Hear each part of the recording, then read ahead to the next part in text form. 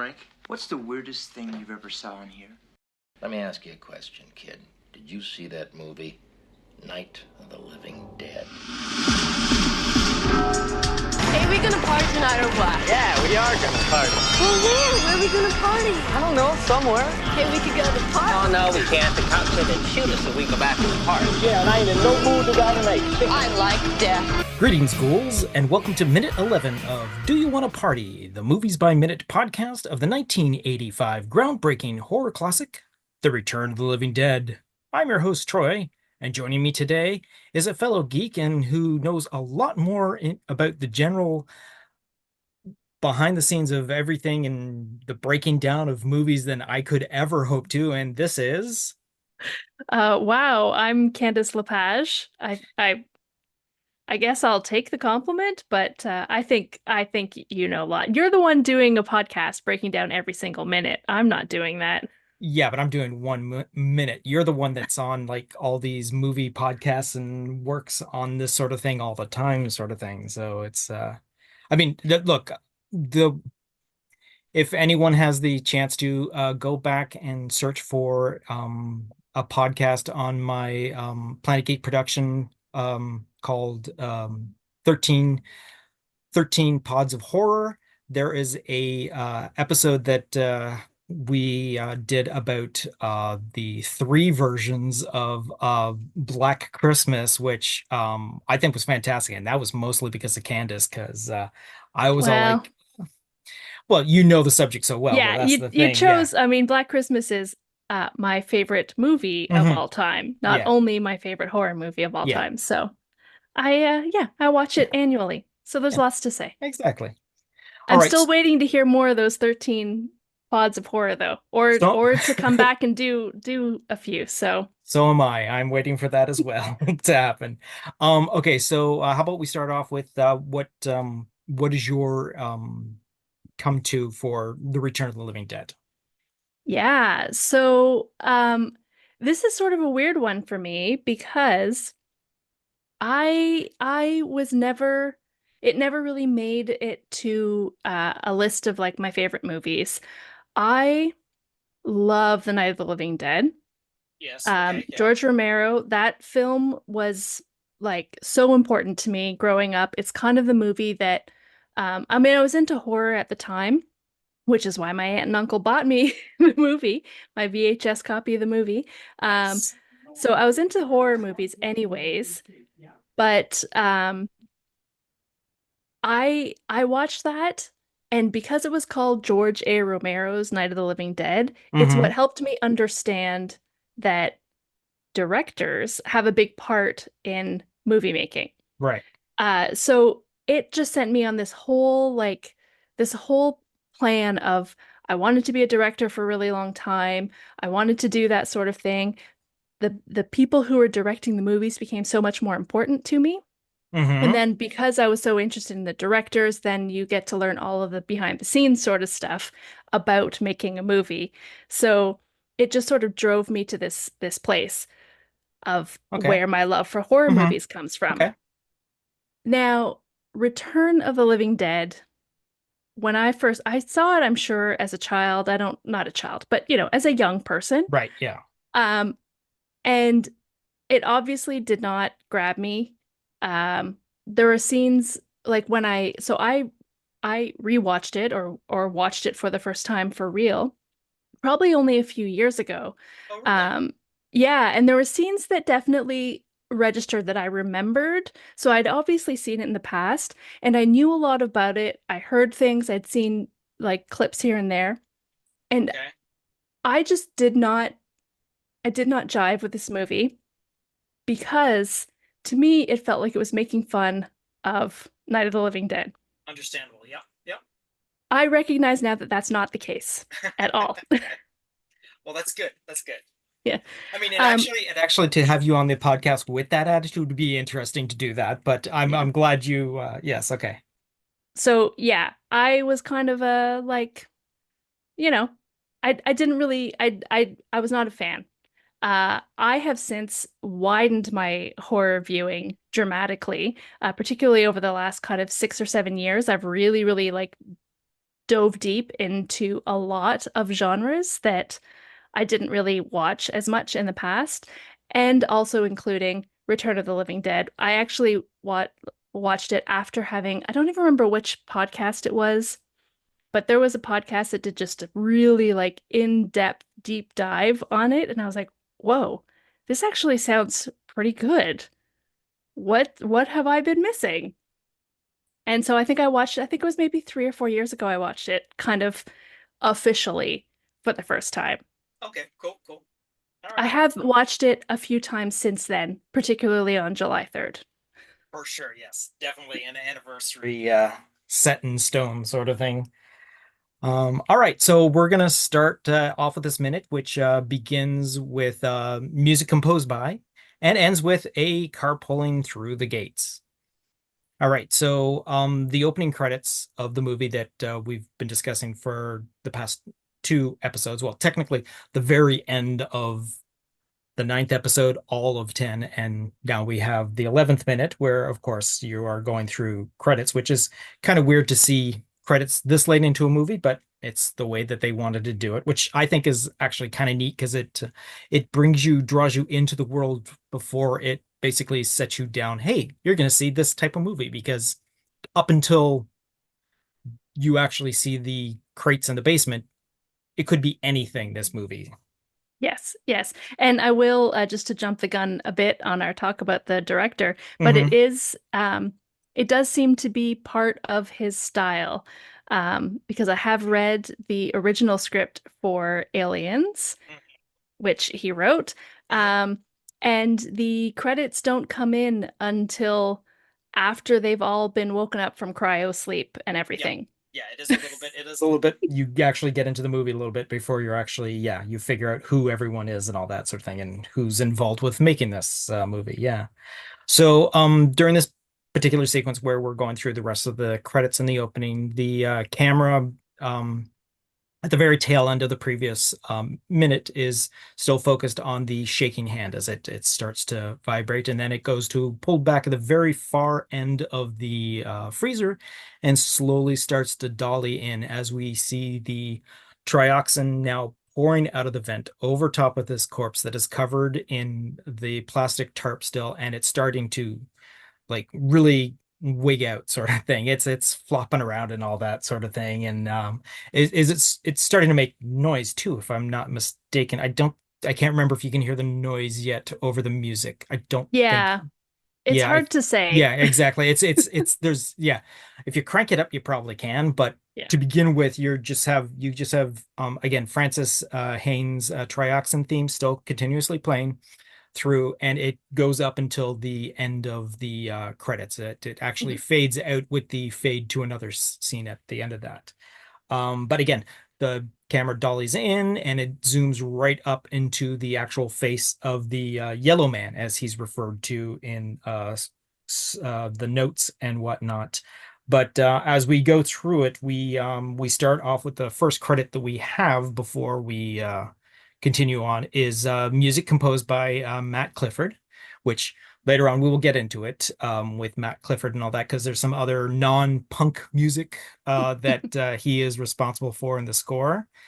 Following that is someone that we've been talking about for a little bit. Well, we haven't actually deep dove into his history. He's been on the commentary track, and that's the production designer William Stout. Another fascinating man who has a wonderful background, just like Dan O'Bannon as well. So when we get into a little bit further into the movie, when we get to see more of his actual work, other than the fact like he's designed everything that we've seen so far, all the rooms and whatnot, all the sets that we've seen so far, all designed by him. But once we get into the bigger sequences and all that, we'll work with getting into that. We then, as again, the whole entire camera is still moving forward while this is happening. We got the director of photography, Jules Brenner. And then we have executive producers, which is where we start getting into the money people of John Daly and Derek Gibson. After that, we then have a co-producer, which, as again, there's the more money people you have, the more, well, especially when it is such a low budget movie. Like a $4 million was the budget for this movie. And again, as it's mentioned in previous minutes, it's very impressive how big of a production this looks like for such a small budget, especially back in the middle 80s. It's like, yeah. Yeah, and considering there were sometimes whole scenes they had to reshoot because the effect didn't work. Yes, exactly. Exactly. It's Yes. like And when double you, the money. yeah, exactly. Yeah. I believe there was a quote by one of the production people that worked on the movie was saying, you never have the money to do the effect the first time, but you always have the money to do it a second time.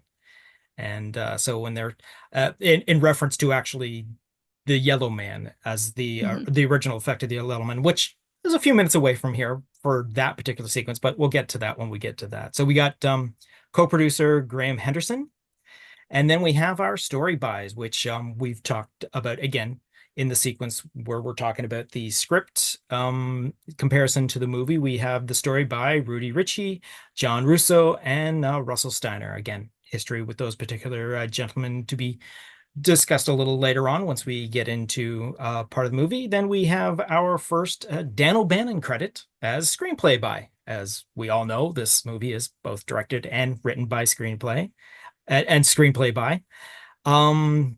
We are then followed by produced by Tom Fox. Now, through a bit of my research, I've found out that Tom Fox himself is a very interesting character. He basically came on as a way to like just be a money man and not really want to get into movies, but just to make money, sort of thing.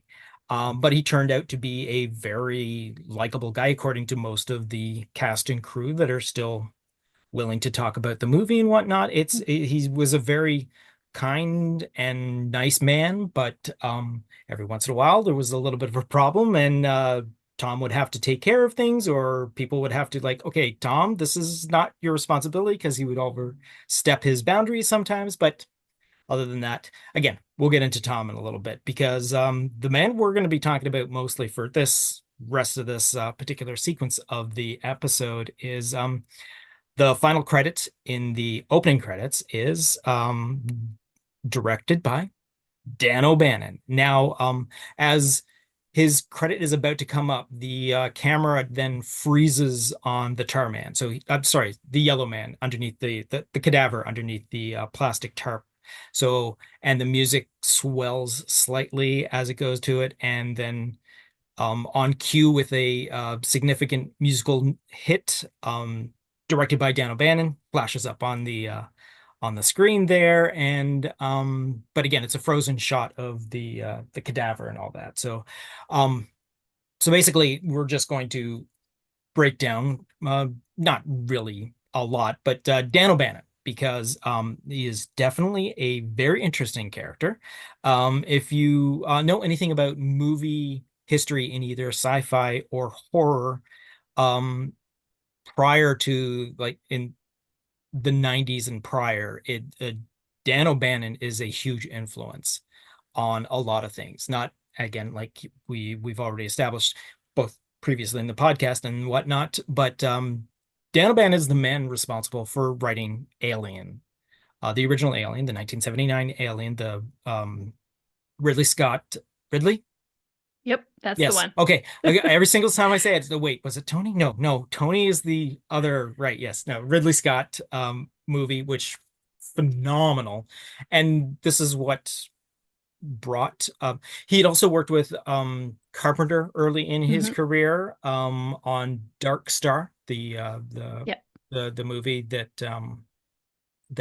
John Carpenter had, one of his first early films and all that sort of thing. Dan O'Bannon was born in September 30th, 1946 in St. Louis, Missouri. And during his childhood, he was a science fiction and horror enthusiast. He attended the art school of Washington University in St. Louis, and where he also at the same time did stand-up comedy, did makeup campus for theater productions, and provided illustrations for Student Life, which was the student newspaper. After he finished Washington University, he attended Florestant Valley Junior College, where he wrote and directed a short science fiction satire titled The Attack of the 50-Foot Chicken. Did you want to say anything at the start of his career? Because I think we just might as well go right into his career because Yeah, it's just one of those things to think that this guy came from St. Louis, mm-hmm, Missouri. mm-hmm. Like, how how much of an outsider did he feel like there? Like, I can't, it just seems like such a strange place to grow up Yeah. when you are so into sci-fi, the arts, comedy, special effects.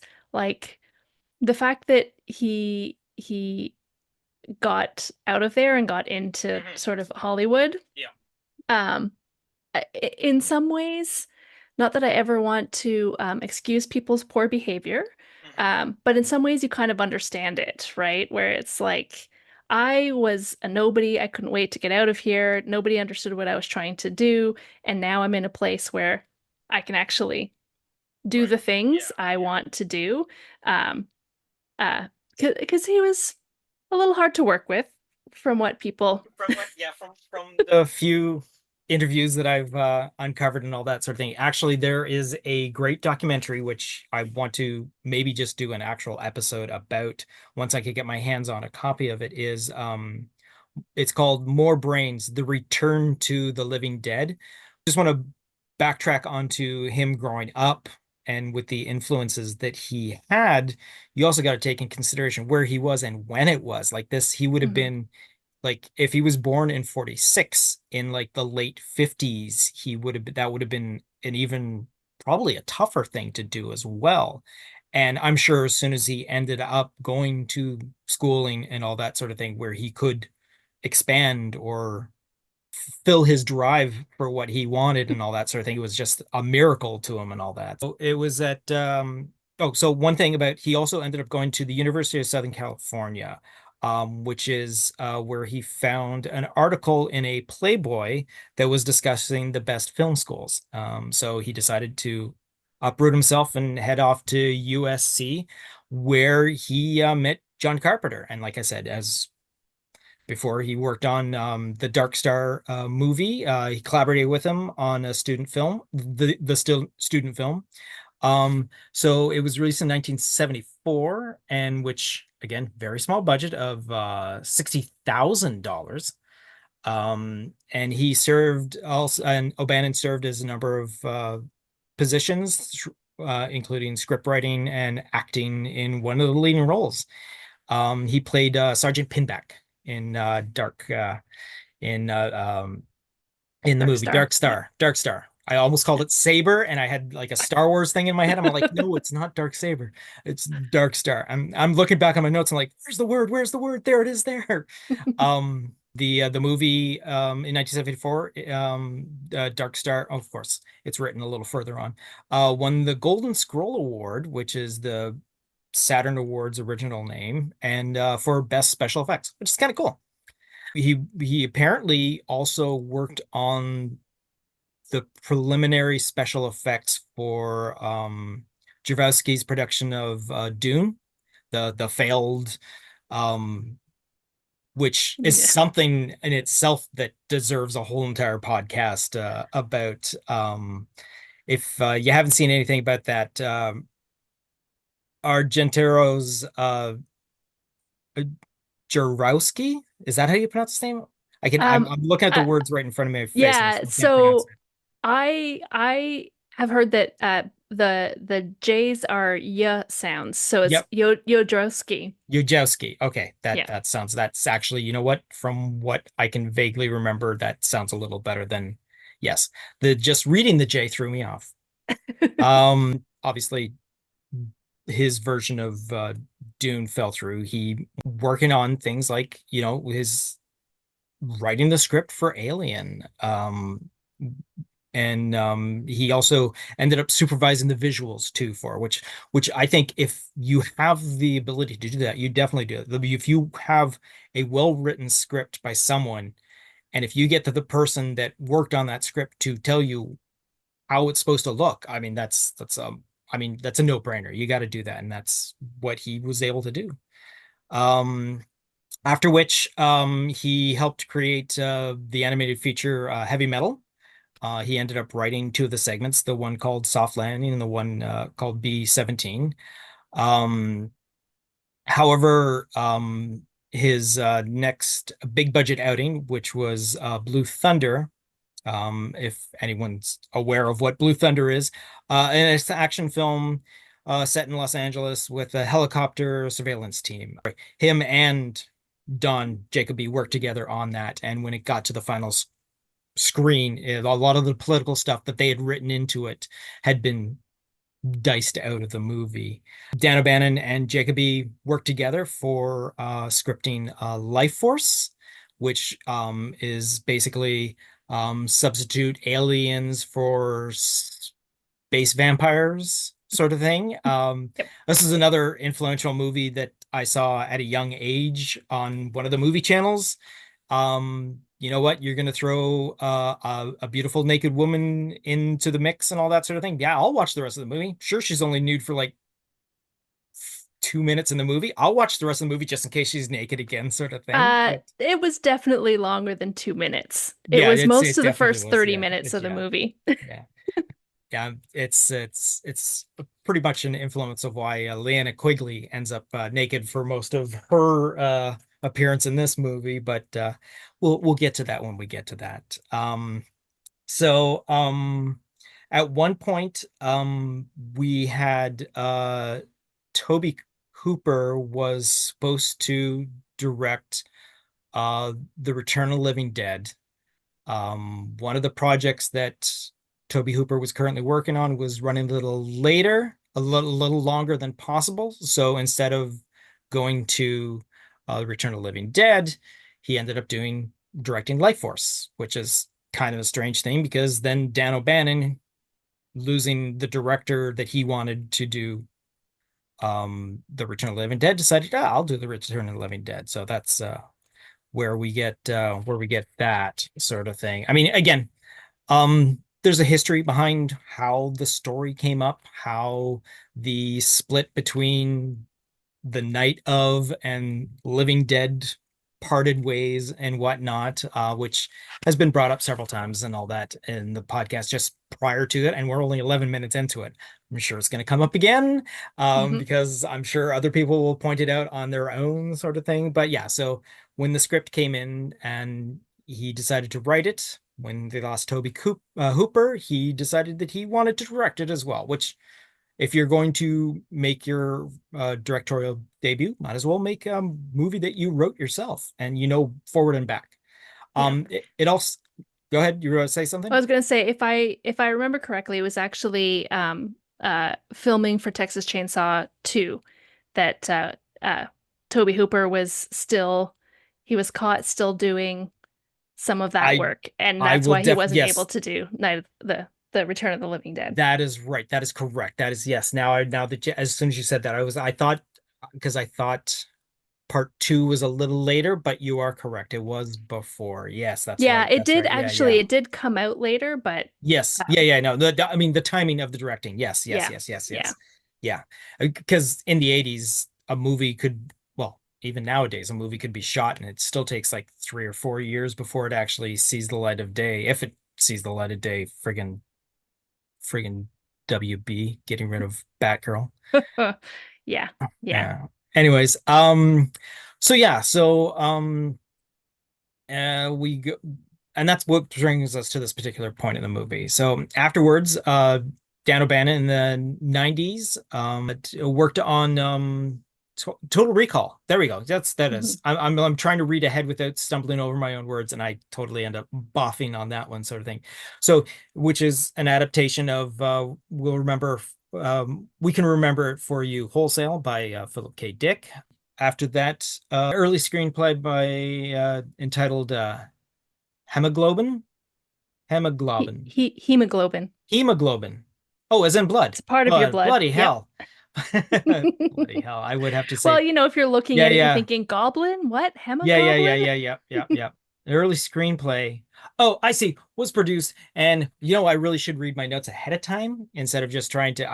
got the early part, and then I'm like, okay, whatever, let's go on with this. But you know what? This all stays in. You know what? Because it's real. It's raw. His second directorial feature, The Resurrected, in 1991, was a low budget horror film, which was released direct to video, which was a big thing in the 90s. I mean, there's no skin off your nose about that sort of thing. Yeah, nowadays everything goes direct to Yeah, streaming, well, so there's everything, no yes, difference. exactly. There's no, it's that's what it is this nowadays. In 2001, O'Bannon was the filmmaker in residence at Chapman University, Dodge College of Films and Media Arts. And of course, a couple of years after he had passed away, which was in, like I said earlier, was 2009.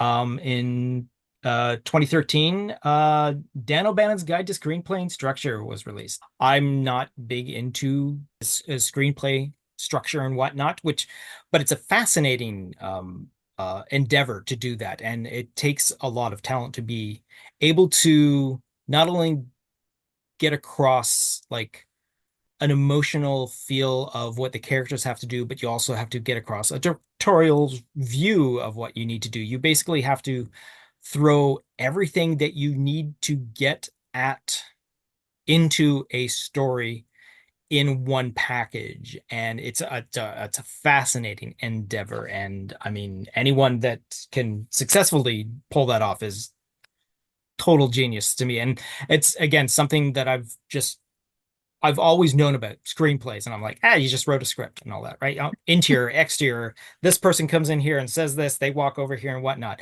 But it's so much more than that. And reading what I have, just a couple of excerpts from that particular book is, I mean, I was unaware of how much more complicated it was than just a simple, like I said, like I've had scripts handed to me, but I'm like doing high school plays and all that sort of thing. It's not going into the thickness. And again, reading through as part of the script to screen part of the podcast, I've also like seen a lot more of whatnot. I also discovered that during doing An American Werewolf in London, the Welcome to the Slaughtered Lamb podcast that I did as well. The more detail is put into the script because you have to tell everyone, you have to get across to everyone exactly what has to happen at any particular moment.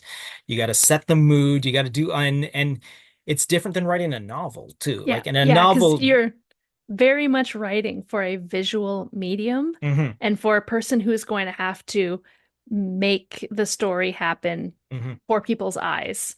Yeah. So, and then the timing of it too, right? Like, it has to sort of fit a bit of an act structure.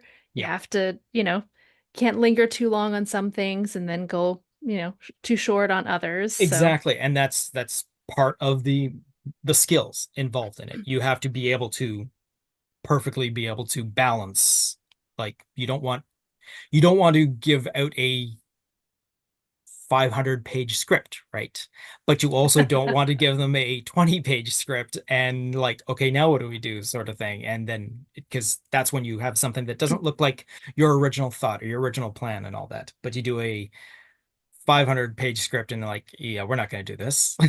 Yep. And what I understand is that it's a page a minute, basically. Exactly. Yes. So, that is definitely what 500 minutes is a little too long. Yeah, for sure. All right. So after the last credit of Dan O'Bannon's name shows up, and we're the frozen shot of the cadaver under the cover, we fade into a shot of a blue sky, well, a bluish sky and all that, and an American flag is at the bottom of the frame, and the camera starts to draw back, and we have this cool little like villa looking household and whatnot, that's obviously somewhere definitely warm and whatnot by all along the coast. Yeah, it's along the coast because you can hear seagulls in the background and whatnot. And as the camera continues to pan back, we then see two basically guards outside on either side of a metal fence which they suddenly snap to attention as you can hear a car pulling up. One of the gentlemen turns around, hits a button, activates the gates to open, and on the screen we have in white lettering 4 p.m. Pacific Daylight Time. So we definitely know this is a different part of the country, which is nice because we're working in EST for the main part of our story, but now we're on the other coast, which is kind of an interesting little twist. And as the metal gates completely open all the way, the vehicle pulls all the way up to this little end of the drive just in front of the house, and that's where this particular minute ends. So yeah, exactly like you said, it definitely on the definitely on the coast, because you can definitely hear the seagulls going off and whatnot. So over on the commentary track, so this is again writer director Dan O'Bannon and production designer William Stout sitting down. As all commentary tracks, you sit down, watch the movie, and talk about what's going on or whatever's on your mind, depending on who it is that you're talking to. I will state that I don't know how much you probably do. You probably listen to commentary tracks. Do you listen to commentary tracks very much? Well, I did back when like DVDs and Blu-rays were like a common thing and commentary tracks were on them all, but now I watch so much streaming. Yeah, streaming stuff, and which yeah. is ridiculous because it's so easy to just add a commentary track. Another audio track, exactly. Yeah. Yes. Yeah. But yeah. yet we don't. No, that is most unfortunate. So it begins so Dan O'Bannon begins with his satisfaction of seeing the dangling corpse. He says, quote, there we go. He then mentions the ice picks and how he wasn't sure how actual cadavers are hung, and he figured that the choice he had made would seem horrific, the suggestion of being hung by your ears by ice picks. As the scene changes to the shot of it's a lot quiet until we change the scene and all that. Dan reveals that the location is being the Palisades, and Palos Verde Estates is what William Stout remarks, and noticing that that is the correct information, Dan O'Bannon repeats that information. He then goes on to state that this might have been the first day of filming, and at the very least, it was very early in the filming days. William Stout then mentions that the two guards that are currently blocking signs that he had designed, and that seeing this area is in San Diego, he doesn't say anything more as the minute runs out. So such a production designer comment. Yeah, exactly. Look, I worked hard on those, and those two actors standing in front of it. Exactly. Well, that's the other thing too. I have listened to the whole entire commentary track, and the next minute he does finish off what the signs are. It's unfortunately you don't actually see the signs because it's actually quite funny. But again, a lot of stuff gets lost. I mean, you make a decision and it's like either edited out of the film, or by the time you actually view it, it's too far away for you to make it into the details. So yeah. All right. So according to the script, which is, again, as we've mentioned before, it's a story and screenplay by Dan O'Bannon. This is the particular revised October 1983 version. It's based on a story and screenplay by John Russo, Rudy Rickey, and Russell Steiner. So I am just going to bring up the actual script because, like the previous minute, the actual script itself is a little different than what we actually have in the movie, because previously the minute had stated, according to the script, went through following the smoke as it starts flowing through all the tubing and whatnot of the apartment, of the warehouse, and then spews onto the cadaver hanging there. And then at the very end of all that sequence, it then shows the title Return of the Living Dead. Well, as we know, once the breach of the actual container is, we see the title Return of the Living Dead, and then we go through all the credits. So I'm just going to read what it says here in comparison to what we already have seen. So the cadaver starts to twitch and a dolly towards it. according to the script, it then dissolves to main title sequence, New Age music is playing, Return of the Living Dead. It then dissolves to exterior, cliff by the sea, afternoon. The camera starts on the sea, the cradle of life. Gray today, gray and slimy, as the cold surf washes seaweed and jellyfish onto the gray sand. A tiny crab scuttles across the rock. Camera pulls back to reveal the cliff, rising up from the ocean. Camera cranes up to face the cliff, up on the side of the rock until we reach the top. On the top of the cliff, overlooking the vast ocean, is a house. It is a private home, expensive looking, with a huge satellite dish antenna on the roof. Superimposed titles, 6 p.m. Pacific Daylight Time. As we watch a car, an expensive looking sedan, comes up the driveway. The electric garage door opens and a car pulls in.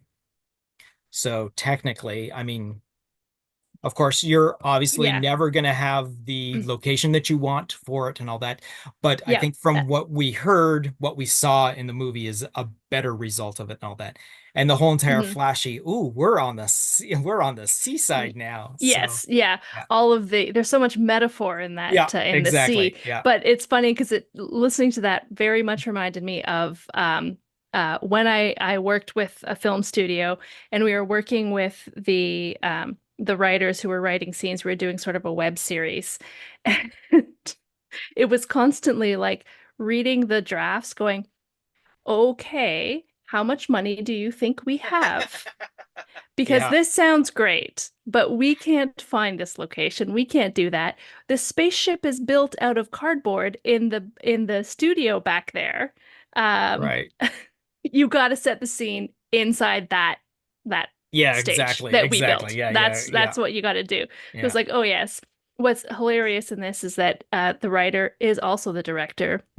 So you'd think he would have thought of that, but he did, certainly from interviews, he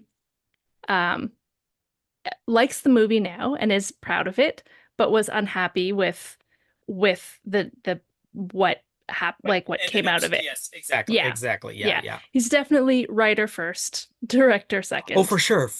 And he doesn't do much directing after this. He is a writer at heart. He is but he definitely does stand up for his work as well. As from stuff I've heard, he definitely, like, if they wanted, like, he would not hesitate to put forward the notion that he was upset with the final product if he wasn't completely involved in it and whatnot. Like, again, like the Blue Thunder, he wasn't happy with how that turned out and whatnot. And, like, again, you're dealing with a big budget feel with a small budget bank account, and again, it's also another thing that's really nice, having the director being the writer as well, is I've seen which was pointed out to me by a previous guest host. There's a cut that has everything in it. It has what they shot from the script. I think it's a rough cut of the film, which is an extra, like, almost 25 minutes longer. And there are small little bits and scenes that are in the script that aren't in the final film, and it's interesting to see how certain things and reasons why they got taken out and all that. For example, there is a sequence where the freezer door in the script, you have to make sure that you slam it shut or it won't stay shut, which is a great idea if you have the creature come alive and able to exit out of the door itself. Obviously, later on in the movie, we know that they lock the thing up in there and then release it later on their own. But it's just interesting to see how they actually shot a sequence, because they showed Frank telling Freddy, hey, you got to make sure this door is closed. And as they walk off camera, the door unlocks itself and slightly opens. So, because that's apparently originally in the script how the toxin got into the room, was through that open door. obviously change that around and have it Yeah. coming through the piping and all that sort of thing. Again, a lot of the lines are switched between characters as well, a little bit here and there, and through interviews. Um, uh, uh, James is always the guy who plays Frank is Mhm. always offering his like, hey, how about I say it this way, or how about I do it this way? And a lot of the lines are altered, which looks like day of sort of thing, and it's just fun to see that sort of difference between what they actually had shot and what they ended up with, which is kind of neat with seeing this rough cut and all that. So yeah. Yeah, yeah, and it is always interesting. I mean, I love movie making because I love the idea of this collaborative art where you've, got so many different people and ideas come from all over the place, including how to say a line or should someone like change the line. Yeah. But um I can see how for some people it's difficult to do that. I mean, we've heard of the directors who are so like, you do not change a single line, you say it exactly as written, and it's like, we're gonna make you do this take 100 times because it has to be exactly the way it is in my head. Um, and you know, those people make good films too. But I think there's a lot to be said about the more collaborative process and involving other people. Mhm. Yeah. Also, the fact that a movie like this, Dan O'Bannon had set aside a time in pre-production to allow the cast to like rehearse. So Mhm. they ended up like a good portion of time before the actual movie began to be able to come together to do the to basically they ended up like staging the whole entire movie with like tape on the floor sort of thing in the rooms, and they were all given the opportunity to expand on their characters and whatnot. And from what you get as a final result, it pays off because these characters definitely look like they are friends. They look like they've Yeah, known each other. I'm always gonna which makes no sense when you look at the individual oh no, characters. Like these for people would sure. never hang out. No, no, no, no, for sure, for sure. Because the original concept that was brought to the producers was all like, okay, yes, it's going to be a group of punks. This would be great. They're all going to be punks. And they said they were all going to be punks. Then when they come in with a couple of preppy characters and like friggin' like the prom king and queen and all that sort of thing, and like three or four punks and all that, and like they don't mesh very well. But that's the nice thing about the movie is the way that the characters interact with each other. They make it feel like it's plausible that this could happen. Yeah. My favorite, and I keep stating this over and over again, Tom Matthews and James Karen working together is just like old hat. Like they've been working together forever. And it's like Tom's like one of his first roles, and like James has been at it for eons prior to that sort of thing. And how the two of them just work so well together that they mesh really well, and especially for characters that have just met technically. I mean, Yeah. he keeps referring to him as like a relative, but I think that's just the way that Frank refers to everyone as son and all that sort of thing, or I'll show the Yeah. kid and whatnot and not. But out of the whole entire cast, it was Clu Gulager who was cast like just days before shooting. So he didn't have the opportunity to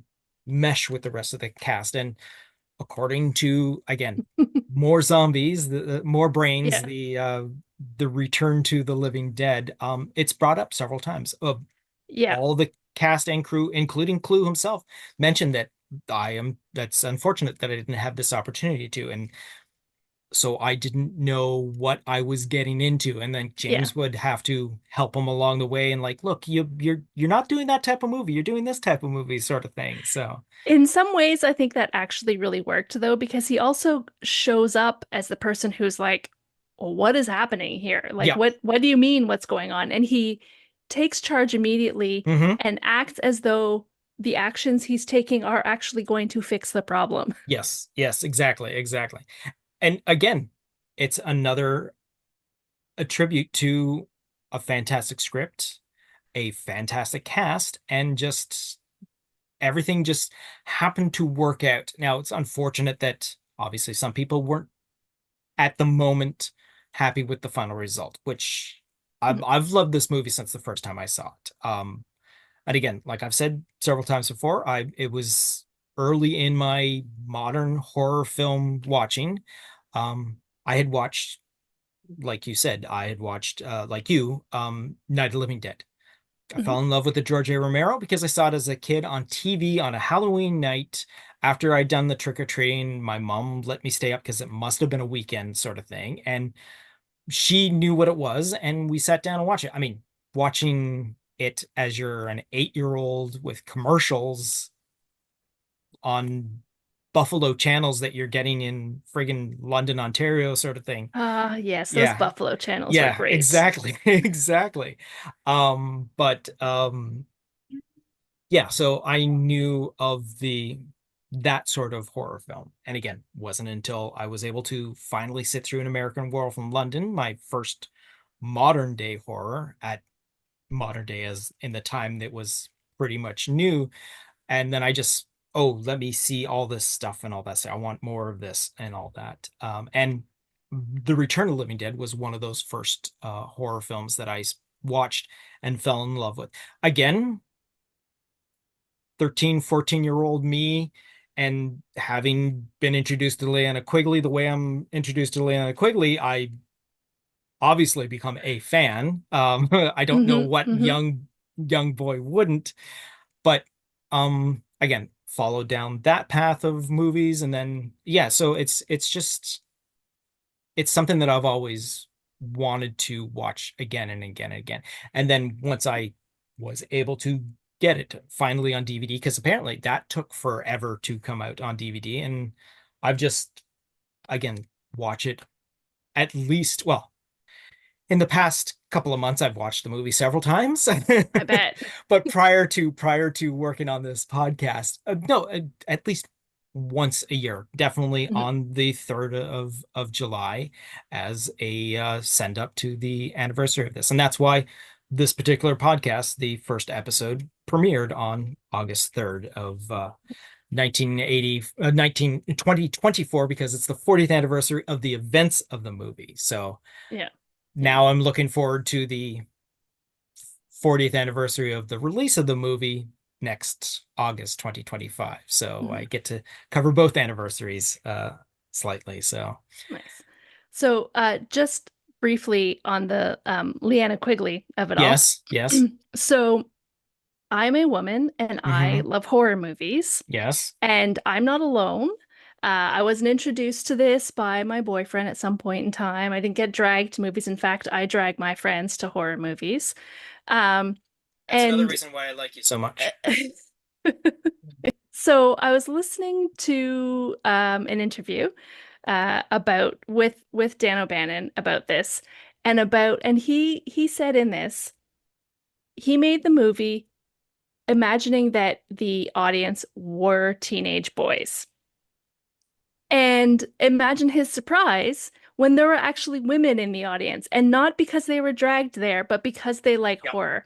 And every single time, and it's not exclusively men who have this problem, but every single time a person is confronted by the fact that, oh my God, women like horror too.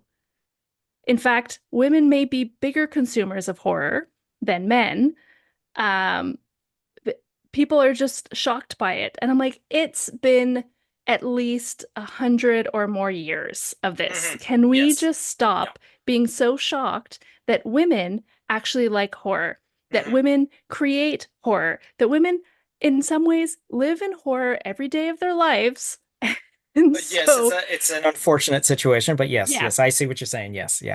But it's so frustrating to me to hear. I mean, it's not frustrating. It's kind of a isn't that great for you to finally realize that women like horror? So to hear Dan O'Bannon say that, and then of course He said if he had known that, he would have done more equal opportunity nudity and suggested that he would have had Tom Matthews Yeah. naked. Which I'm sorry, that's the wrong character. It's Miguel Nunez Jr., please, who is supposed to be a little more Yeah, skin no, from him no. would be great. Yeah, I could see that. I could see that. Yeah. Yeah. But yes, let's have more male nudity in horror movies. Hey, I'm all up for equal opportunity. Like, look, I mean, as long as it's not done for like a lot of the 80s, 90s B horror films were just a TNA fest with gore, which sure, if you watch it at the right age, you're like, ooh, yeah, all right. But anytime beyond that, it's like, all right, I've seen this before. I'm like, oh, yeah, I recognize those boobs from like three other movies and all that sort of thing. And it's like, oh, this actress again, sort of thing. I mean, I'm not going to say all there are a list of B movie actresses that excel at the genre of horror, like Leanna Quigley being one of the top ones and all that. She did show a lot of skin throughout her movies, but she also brought the acting chops. Like you can tell when a movie was dependent on these particular scream queens that knew what they were there for. They knew how to bring out the actual feeling of horror and whatnot, but still be sexy and be able to show off skin and still not look like they're being exploited. I've seen Yeah. a lot of B movies where, oh yeah, that girl probably didn't read the contract and is going to be regretting the fact that she's in this crappy movie showing off her tatas and all that sort of thing. And Yeah. And yeah. from the feminist point of view, you can make the argument often that women get naked in these films and then they're confronted by a killer. And it's just sort of it's that much, you're that much more vulnerable then. Yeah, no, So, for sure, but yeah. I mean, I don't think that that's always the case. In fact, I think that's only half the case half the time. But I believe that the better actresses are able to play it that way and understand that, oh, okay, I've taken off my top or whatever for whatever reason, but now, okay, now I'm really in trouble. Yeah, exactly. Yeah. And thankfully, it's not that way anymore. I mean, it still is, but I mean, anyone can make films nowadays, sort of thing. I mean, all you need is a phone and a willing cast to hang out with you and all that sort of thing. But those days of let's just throw boobs on the screen for the fact that we can put boobs on the screen is a thing of the past. Now it's more of a, oh, hey, oh, all right. Okay, nudity sort of thing. But again, there are a lot of prestige horror films that have come out in recent years where there is male nudity, which is again like oh, okay, all right, we're staring at some guy's junk sort of thing. And it's like it's what it is. It sets you off slightly to distract you sort of thing, and it works perfectly, and that's why you do it. I mean, it's a trick of the trade sort of thing, and it's nice to see that it is now you're not getting exploitative, at least in the main stuff that's coming out nowadays. It's again, Yeah. you still have a lot of that direct to streamings, like the you don't pay for anything, but you watch 20 commercials within this movie sort of Yeah. videos and like, what was this shot on? Like an iPhone 6 sort of thing. Some things, yeah. Yeah. Yeah. Lately, I just go to European horror movies for my male nudity. They Yeah. seem to have No, no problem with that. but also European movies have doing that like for decades ahead of North American stuff because they're just, I mean, they're not as prudish No. for nudity. Other things are completely different and all that, but when it comes to nudity, especially, the American audience is all like, "Whoa, we can't show. Okay, sure, we can show a guy's butt, but that's about Yeah. it. Maybe only just one in a movie, and it's at a Yeah. glancing shot and all that." I But guarantee you in the new Speak No Evil coming out whenever, a month from now or a few weeks from now, you will not see James McAvoy naked, despite I just watched the original version last week and I was like, oh, there's a lot of male nudity in this. I doubt that's going to make There. the American version. Oh, I see what you're getting. I see what you're saying. Okay, yeah, yeah, yeah, yeah. All right, so that's gonna wrap it up on all that. Is there anything else that you wanna like is there anything you're looking forward to? Like, do you wanna like I would love to be able to bring you back with your views and all that sort of thing a little later on if you don't Hmm. mind. Like I'd love to have you talk during like either Tina moments because like each of the I would love to get your feminist view on the three main female characters of this because Yeah. all three are completely different, and I would love to get your take on each of them and all that sort of thing. Yeah, because I would love to pick your brain about that because while I am all for female rights and all that sort of thing, I don't have the knowledge to say what I mean to say. Like, you know what I don't know if that Yes, comes across well enough, but I understand. yeah, exactly. And I would rather have someone who knows what they're talking about to say something about it, which I am like, yes, go girl. Yeah.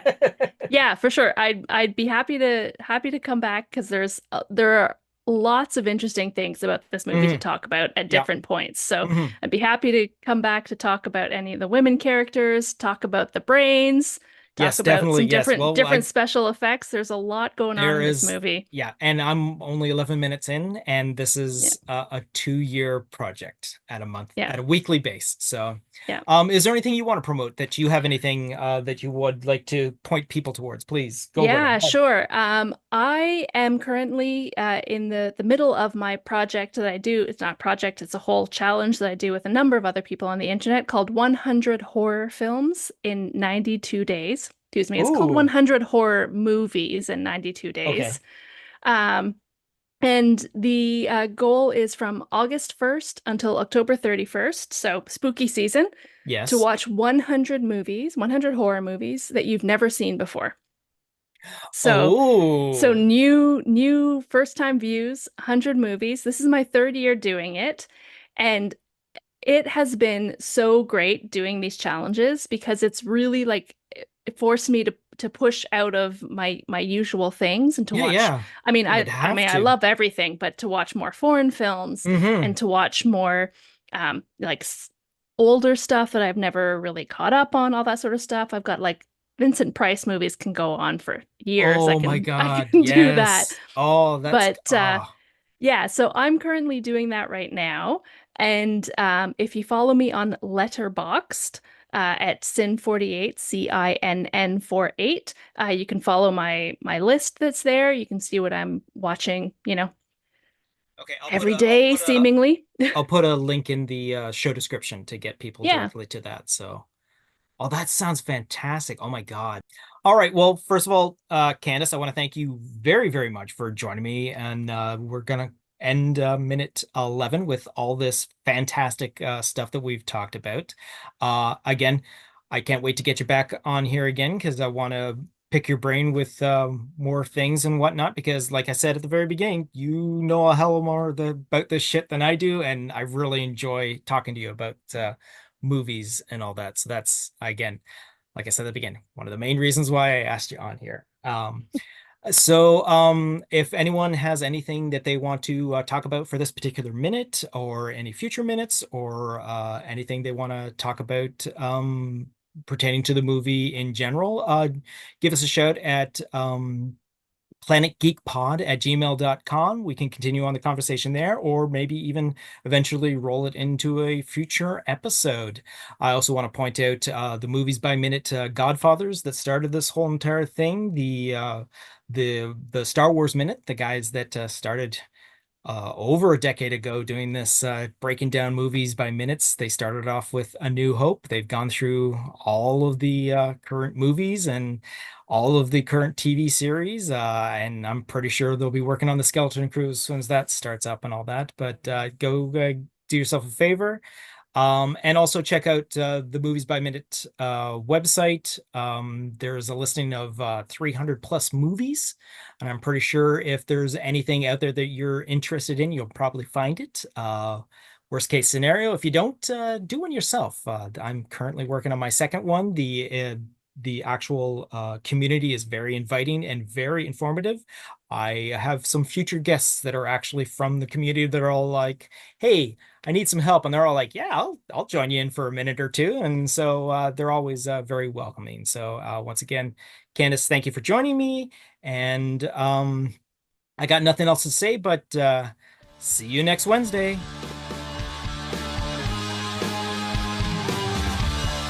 You've just been listening to a Planet Geek production of Do You Want to Party?